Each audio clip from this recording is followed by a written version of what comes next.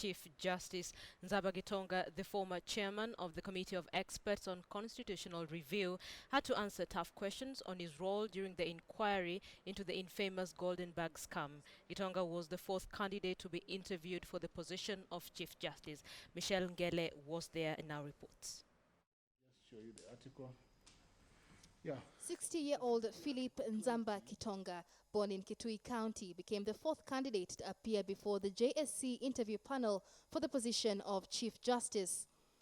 The interview came in the wake of an affidavit filed with the JSC by Nairobi businessman Abraham Mutai questioning the integrity of Nzamba Kitonga.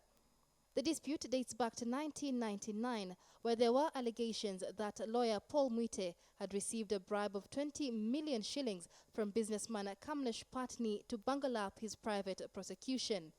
Part of the affidavit reads, in 1999, Mr. Kitonga, then the chairman of the LSK, formed a committee which, from the findings made, clearly demonstrated a cover-up of the bribery allegations against Honorable Mwite by the Law Society of Kenya.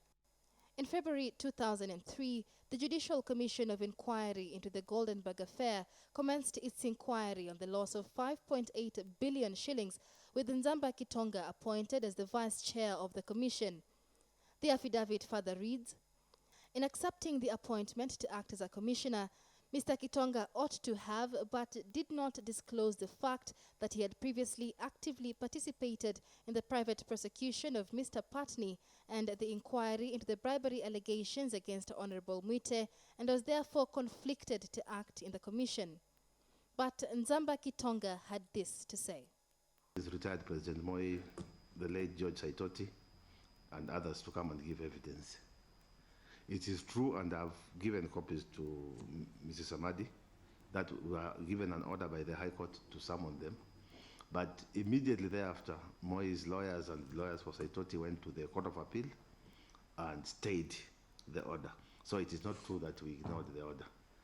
And the tough questions did not stop there.